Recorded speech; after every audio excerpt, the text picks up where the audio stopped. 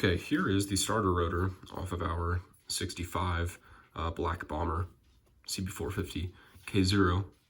See right there, CB450. So the whole reason we're rebuilding some of the small parts in this clutch or this rotor, whatever you want to call it, is because the electric start is not working.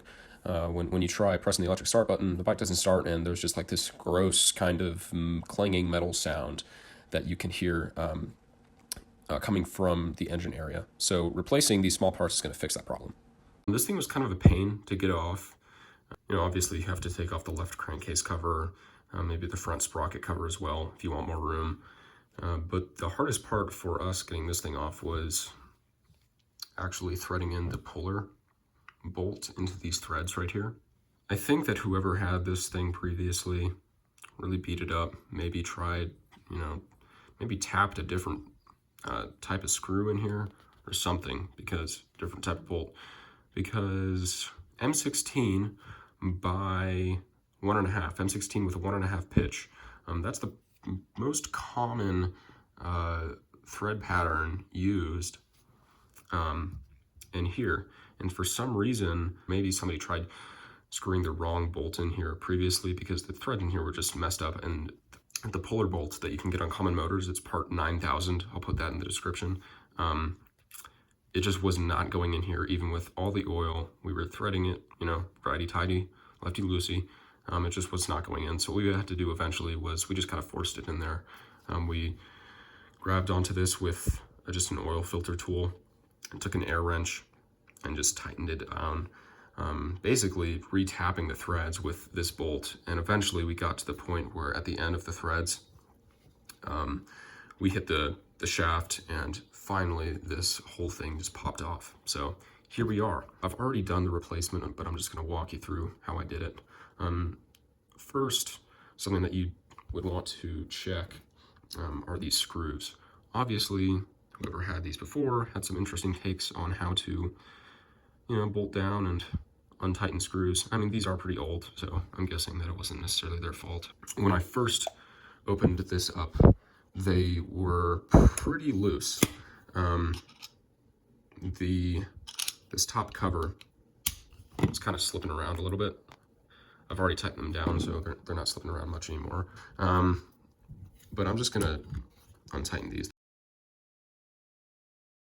And some of these are pretty badly stripped. And so for that, I just bought new replacement screws at the local bolt store. Here are the replacements. Identical, just nice and new. Who knows how old these things are? They may be original. So there's that. Now this allows us to take this cover off. Nice. It's sitting on top like this. And you can see when you look down into this hole, you can kind of see little indentations from these bushings coming out of the plane of the circle. That's good. You need that for the electric starter to function properly. So to get into how these things are actually pushing out into the plane of the circle, let's take a look closely at one of them. You have this bushing that's being pushed into this little indentation by another little bushing and a spring. The spring goes into this bushing. What can happen over time is this spring can become compressed. In fact, the ones I already threw away were so compressed that these springs were all the way down. They were basically flush with the end of this bushing. So they weren't providing any compression up against this bushing into that indentation. So we basically just got new parts, new spring and everything, so that when we put it in here, it's still hanging into the indentation a little bit, so that the spring has enough power, or whatever you want to call it, to be able to push this bushing enough into the indentation so that the bushing is kind of coming out from the circle. As you can see, if the spring was how it was before and it was all the way back in here and it was compressed completely, the bushing it would just sit back here Oops. And basically what would happen is it would be so far pushed back into here that it wouldn't be coming out into this plane. And that's really the reason why the electric starter is probably making that coins rattling noise, just because the thing that goes into this circle back on the bike, it would just be kind of rattling around, not really controlled by these slight protrusions of these bushings into this circle. So you just do that for all of them like this.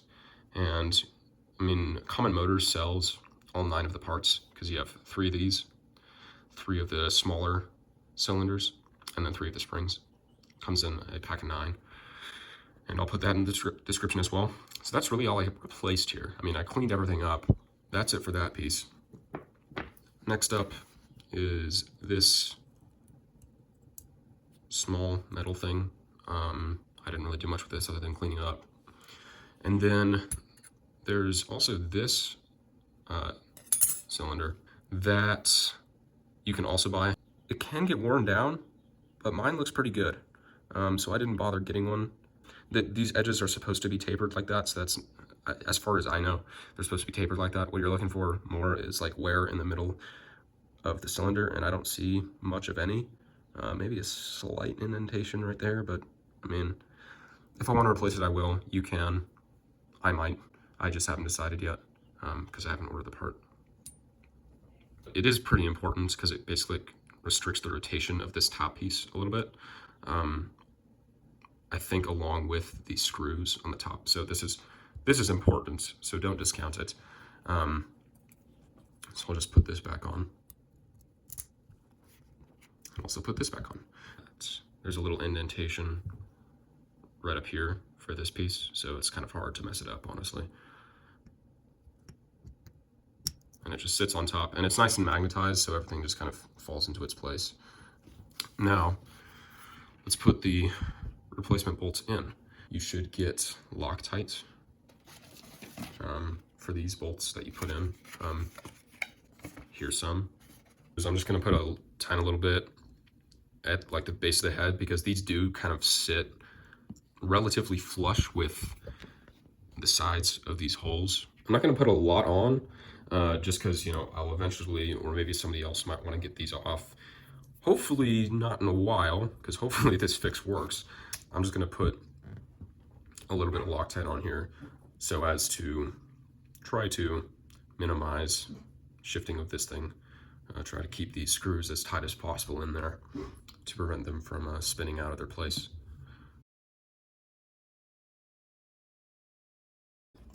Oh, bless me.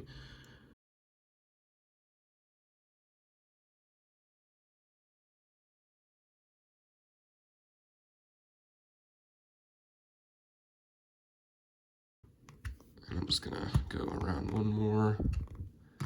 I'm not putting that much pressure on these, but I'm getting it so that Loctite's really gonna seal them in there. So there you have it. Bushings look good.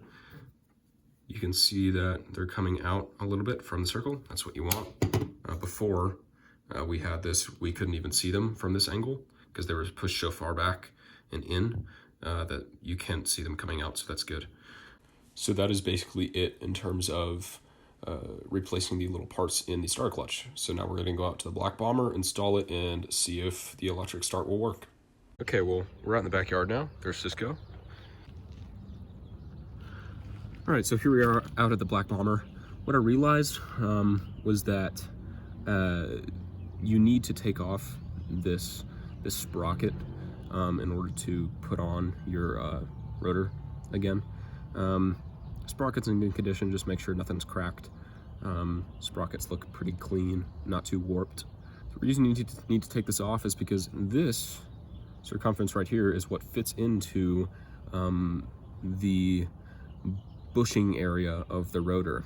And you can't just fit the rotor on straight onto the sprocket when it's just sitting out here like this, because you need to kind of jiggle it around to try to move those bushings, the new bushings that we replaced around, so that the rotor can fit onto this circumference.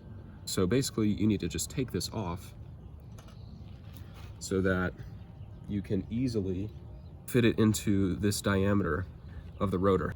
Just make sure before you put everything that you haven't lost like anything here. Make sure that all 3 bushings are there. Push down one of them and then just finagle it in there. Before I reinstall this, I'm just gonna wipe down this area of the engine just to get everything nice and clean.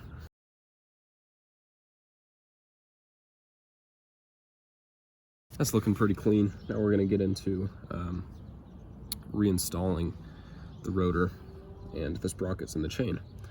So I'm just gonna feed this chain around the sprocket. And then also something to consider, there's this little key right here on the shaft. Line that up with the hole that you can see on the rotor right there. And then put that on, chain's feeding well. I'm just gonna rotate a little bit and fit it right onto there. There it goes. And then it just slips right in like that. Then I'm gonna take the smaller sprocket for the starter and feed it back onto that shaft right there with the chain around it. Hopefully this doesn't fall out on me. And there we go. Now, what's next is we take, that was a nice catch, this bracket, and we just screw it back into its hole and have, again, the long end facing in on the sprocket, and this just holds the sprocket in place. And it's a 10 mil nut. So now that's in place. Nothing is holding in the rotor right now. So what we need to do is take the original bolt, and so this just goes into the shaft now. It goes past the rotor into the shaft. This should honestly be good.